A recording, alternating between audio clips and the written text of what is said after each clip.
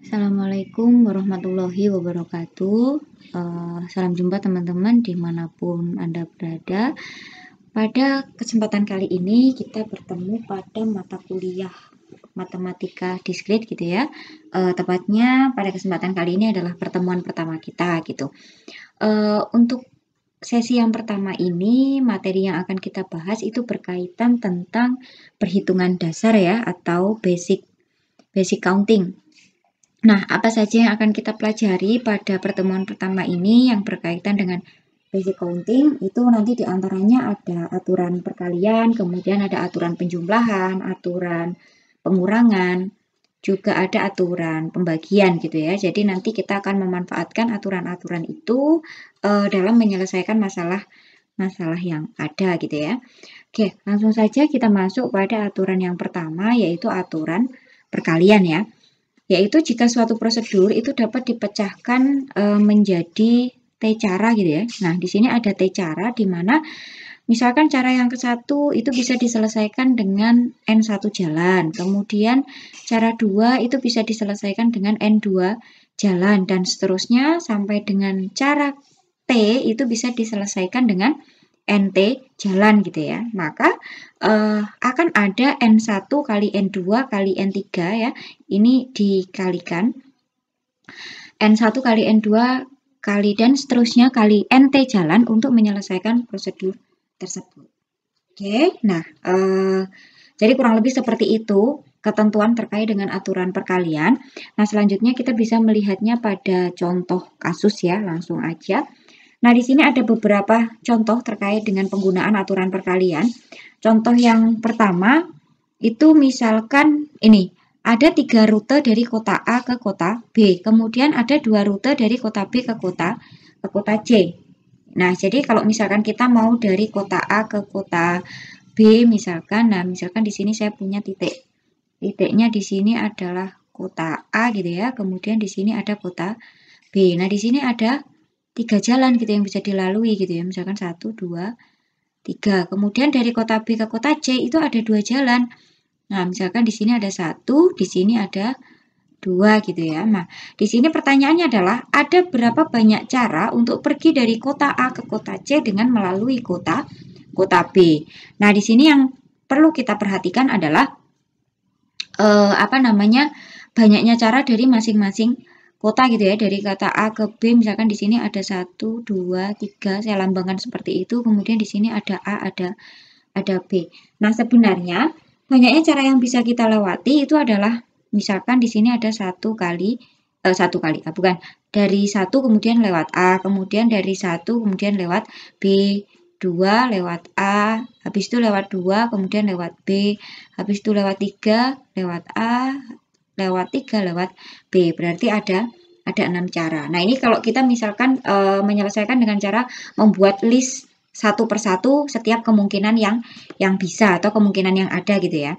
Nah, di sini kalau kita lihat banyaknya cara yang bisa digunakan gitu ya, itu adalah banyaknya cara dari kota A ke kota B, yaitu sebanyak 3 gitu ya.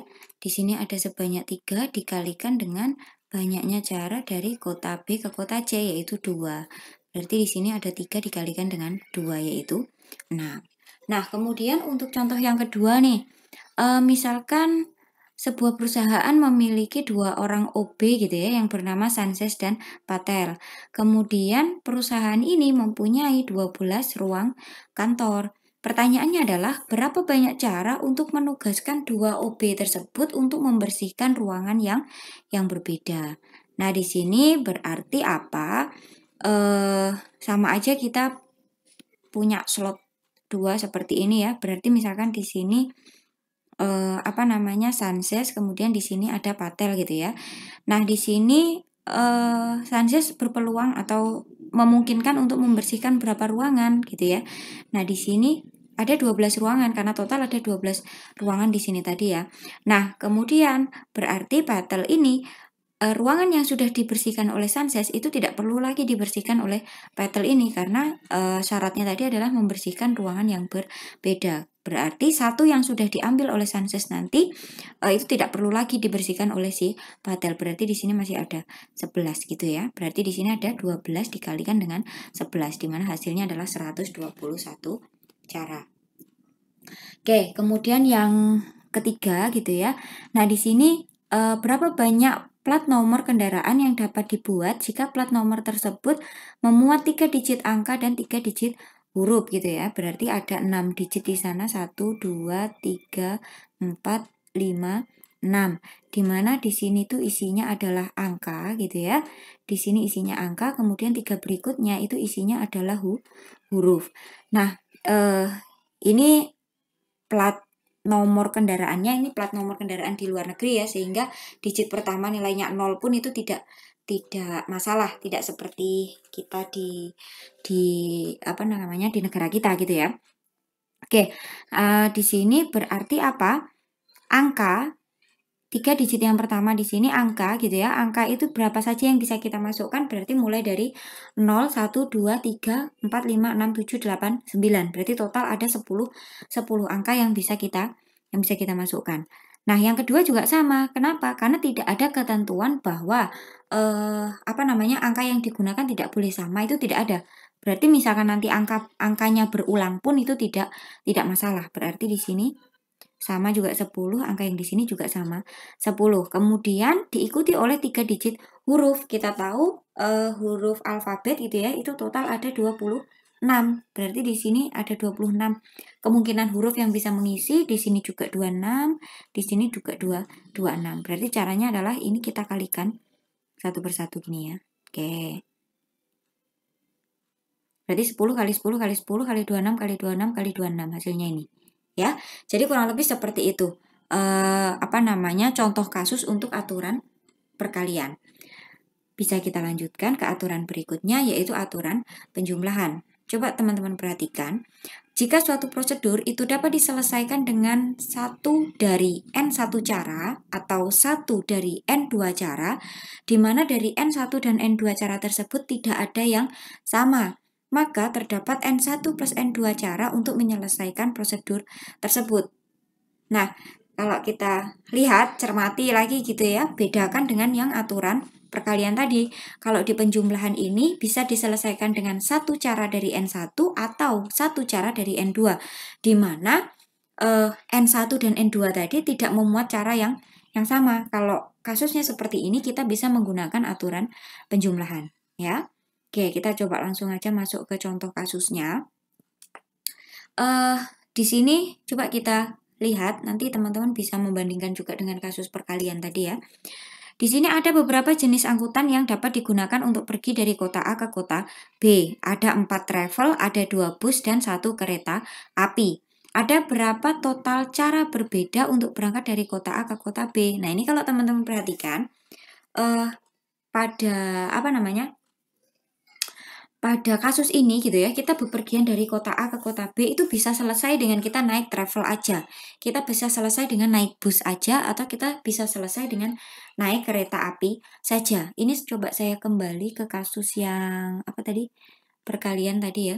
Kalau yang perkalian tadi kan kita dari A mau ke C itu harus lewat B. Akhirnya harus melalui dua-duanya ini tadi. Jadi dua ketentuan itu digunakan semua. Tapi kalau di penjumlahan ini tadi, solusinya cukup kita ambil satu itu udah menyelesaikan kasus ini gitu ya. Jadi mau kita bepergian pakai travel, mau pakai bus atau mau pakai kereta api itu udah menyelesaikan dari masalah kita, yaitu bepergian dari kota A ke kota B. Nah, berarti kalau seperti itu aturan yang kita gunakan itu adalah aturan penjumlahan, di mana banyaknya cara yang bisa kita pilih gitu ya. Berarti kita bisa menggunakan travel. Kalau menggunakan travel itu ada 4 cara atau 4 jenis travel mungkin ya yang bisa digunakan. Kemudian 2 bus, kemudian di sini ada 1 kereta api. Jadi banyaknya cara itu ada 7. Oke, selanjutnya untuk contoh yang kedua ini. Di sini misalkan dipilih salah satu mahasiswa dari prodi pendidikan matematika atau salah satu dari prodi matematika atau prodi pendidikan matematika ya, dibedakan, satunya prodi matematika, satunya prodi pendidikan matematika. Salah satu mahasiswa dari kedua prodi tersebut itu akan dipilih untuk didelegasikan pada acara Nah, di sini nanti berarti ada berapa banyak pilihan yang berbeda gitu ya untuk perwakilan ini jika ada 37 mahasiswa dari Prodi Matematika dan 83 mahasiswa dari Prodi Pendidikan Matematika, di mana tidak ada mahasiswa yang mengambil dua prodi sekaligus. Jadi tidak ada mahasiswa Prodi Matematika yang sekaligus juga menjadi mahasiswa di Prodi Pendidikan Matematika. Oke, nah ketika kasusnya seperti ini kan siswa yang bisa diambil atau siswa yang bisa dipilih untuk didelegasikan itu bisa diambil dari Prodi Matematika atau dari Prodi Pendidikan Matematika. Dimana kalau dari Prodi Matematika berarti 37 orang ini, kalau dari Pendidikan Matematika berarti 83 orang. Jadi banyaknya cara yang mungkin bisa diambil itu adalah 120. Oke, kemudian untuk contoh yang ketiga gitu ya.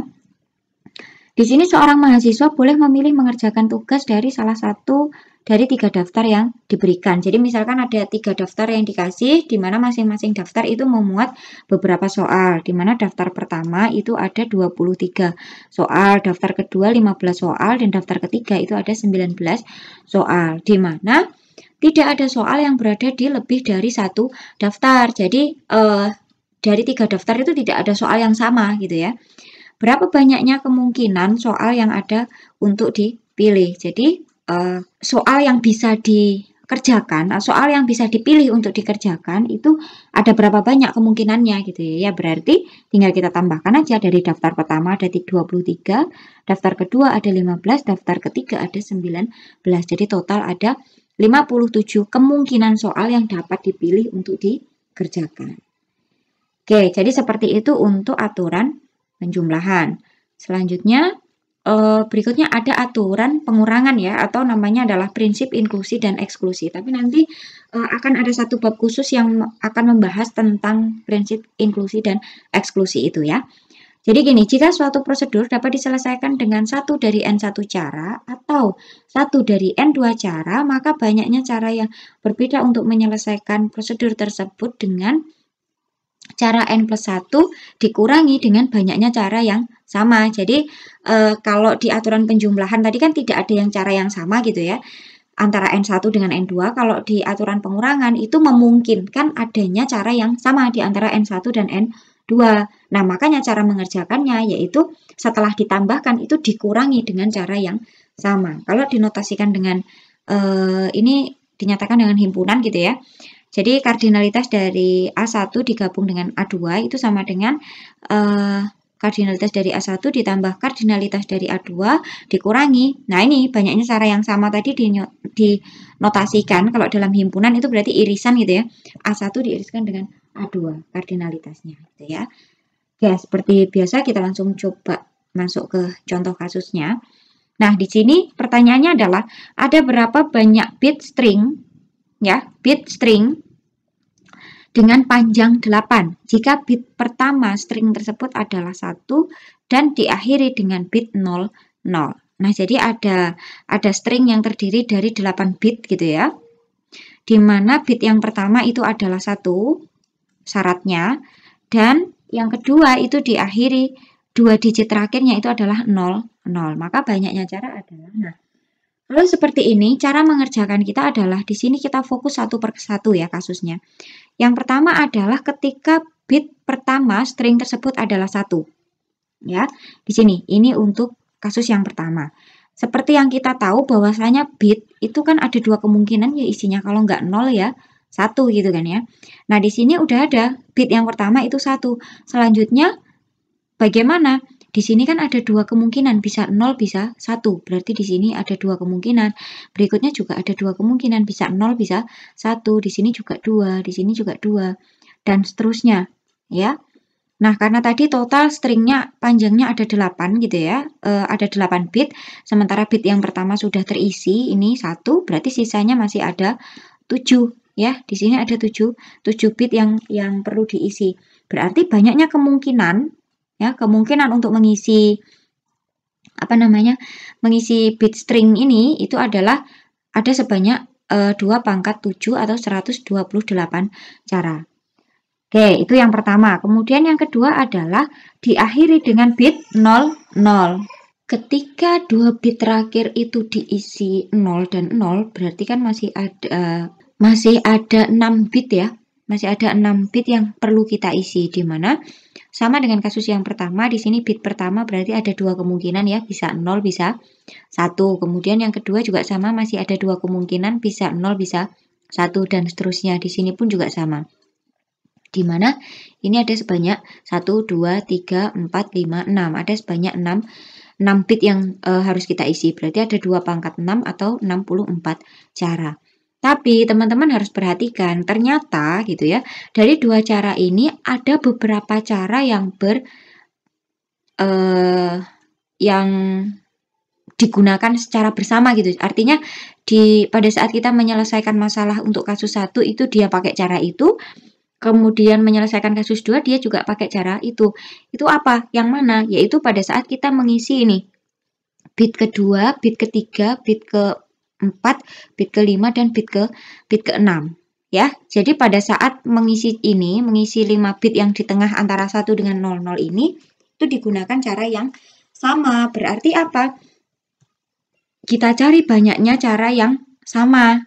Berapa? Berarti 2 pangkat 5, yaitu 32. Nah, berarti banyaknya cara yang digunakan gitu ya, untuk menentukan banyaknya bit string dengan panjang 8, dengan ketentuan bit pertama tadi adalah 1 gitu ya.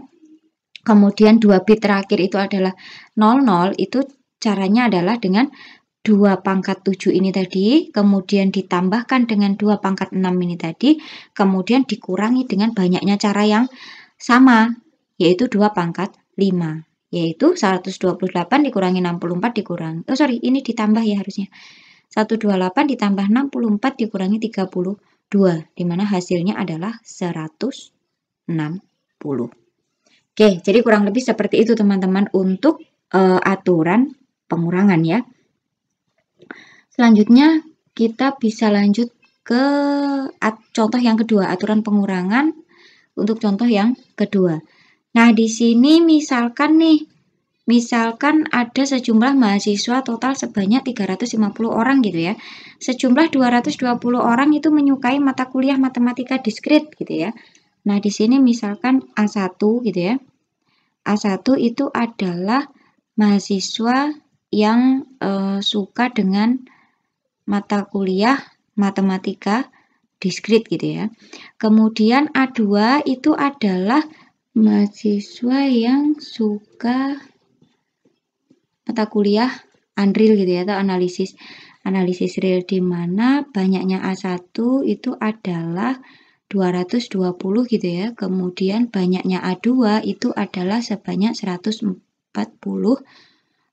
Kemudian 51 orang menyukai kedua-duanya, berarti A1 diiris dengan A2 gitu ya, itu sebanyak 51.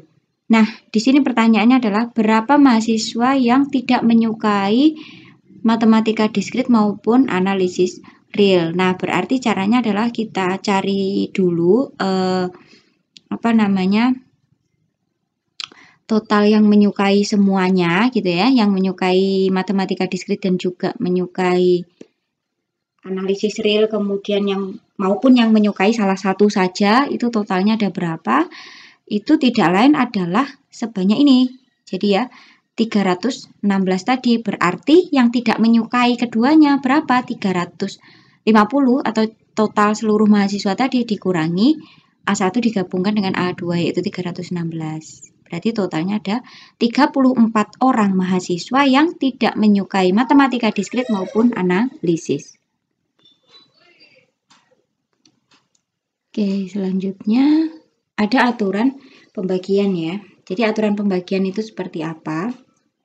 Ada N per D cara pada sebuah kejadian gitu ya, jika kejadian tersebut dapat dikerjakan dengan menggunakan sebuah prosedur yang menghasilkan N cara, dan untuk setiap cara ke W gitu ya, atau setiap cara W itu terdapat tepatnya ada D dari N cara yang berkorespondensi ke cara W. Nah, mungkin kita bisa melihatnya langsung ke aplikasi soalnya. Nah, di sini coba kita lihat contohnya, teman-teman. Jadi, berapa banyak cara 4 orang duduk mengelilingi meja bundar di mana 2 susunan tempat duduk dianggap sama jika teman duduk di samping kanan dan samping kirinya itu sama. Ya. Oke, sekarang coba kita perhatikan, teman-teman. Jadi, ilustrasinya seperti ini ya. Di sini untuk kursi yang pertama itu ada 4 orang yang mungkin bisa duduk di sini gitu ya. Misalkan ini ada merah, kuning, hijau, biru. Kemudian misalkan biru duduk di kursi yang pertama ini, maka masih ada 3 lagi, yaitu si merah, kuning, sama hijau.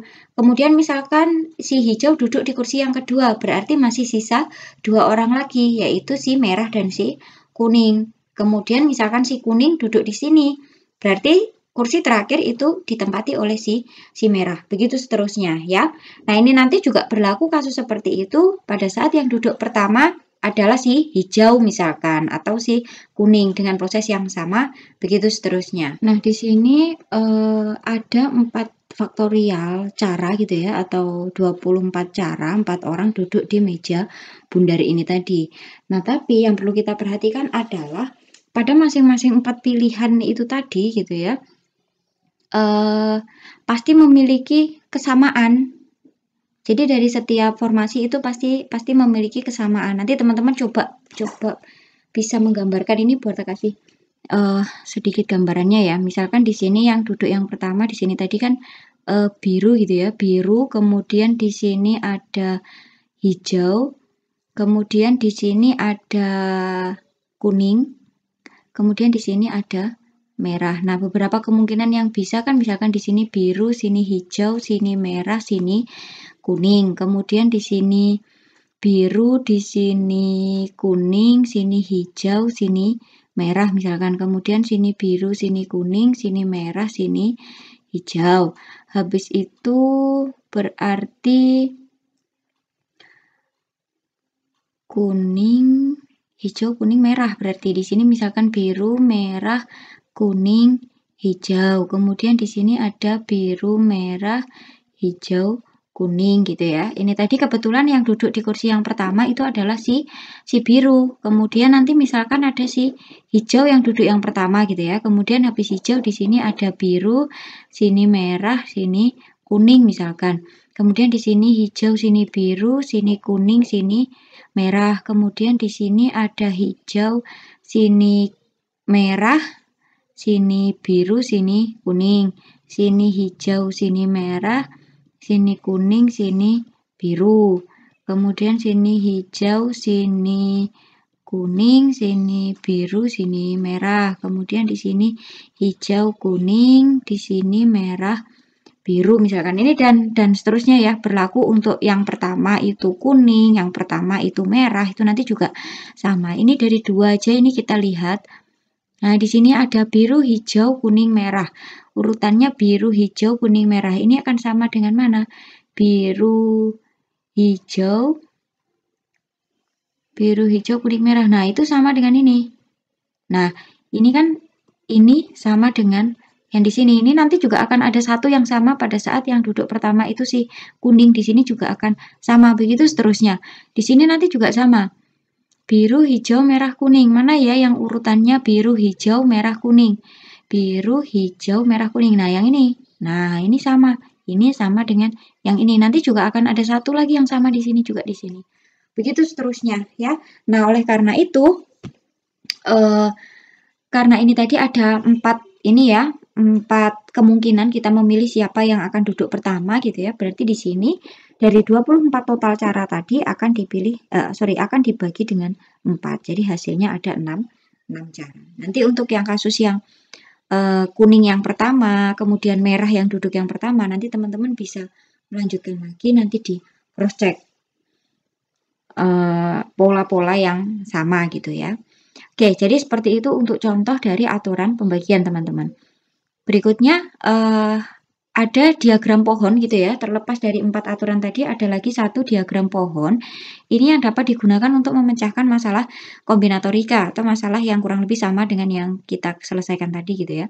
Di mana setiap cabang itu menyatakan satu pilihan yang mungkin dan setiap jalur dari akar menyatakan solusi yang mungkin. Jadi ya karena namanya pohon ya, diagram pohon berarti ada awal mulanya, ada berangkatnya dari akarnya misalkan, atau dari cabangnya seperti itu.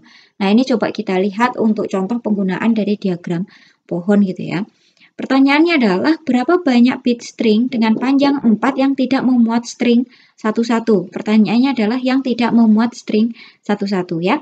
Kita tahu bit string itu ada 0 atau 1 gitu ya. Nah, di sini misalkan yang pertama itu adalah 0, maka banyak kemungkinan nanti kan karena ada panjangnya 4 ya, berarti ini yang pertama.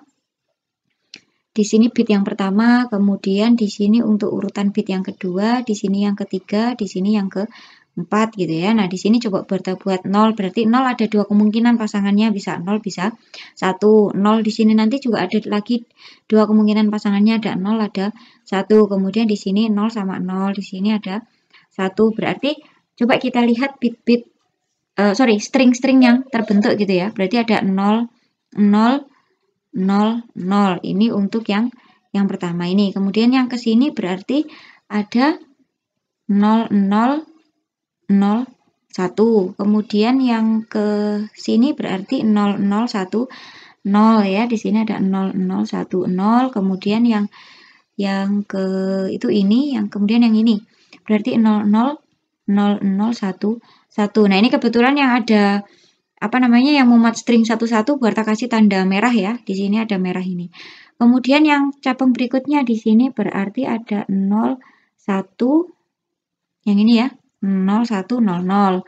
0, 1, 0, 0. Kemudian yang di sini ini ada 0, 1, 0, 1. Kemudian yang di sini ada 0, 1, 1, 0. Kemudian yang di sini, yang ini berarti 0, 1, 1, 1. Kemudian kita lanjut yang di sini, berarti berapa ini? 1, 0, 0, 0. Kemudian yang di sini berarti ada 1, 0, 0, 1. Kemudian di sini ada 1, 0, 1, 0. Kemudian di sini ada 1, 0, 1, 0, 1, 1. Kemudian di sini ada 1, 1, 0, 0. Kemudian di sini ada 1, 1, 0, 0, 1. Kemudian di sini ada 1, 1, 1, 0. Kemudian yang terakhir di sini ada 1, 1, 1, 1. Nah, ini yang ada tanda merahnya itu yang memuat string 1, 1. Berarti yang kita lihat adalah yang tidak ada tanda merahnya. Berarti ini ya, 1, 2, kemudian ini kan merahnya ketemu sama yang sebelah sini. Berarti yang di sini aman, 3. Kemudian di sini ada 4, sini 5, kemudian sini 6, 7, di sini 8. Yang ke sana semuanya ada. Berarti ada 8 bit yang tidak memuat satu-satu ya. Ini ada 1, 2, 3, kemudian ini enggak. 4, 5, ini enggak, 6, 7, 8, ini enggak, ini enggak, ini enggak, ini enggak, ini enggak. Oke, jadi seperti itu ya teman-teman untuk materi yang kita pelajari hari ini terkait beberapa aturan pada basic counting, juga ada diagram pohon gitu ya yang bisa kita manfaatkan untuk menyelesaikan masalah terutama masalah kombinatorika gitu ya. Oke, saya rasa cukup sekian untuk paparan materi pada pertemuan pertama ini. Terima kasih atas perhatiannya, semoga bermanfaat. Saya akhiri, wassalamualaikum warahmatullahi wabarakatuh.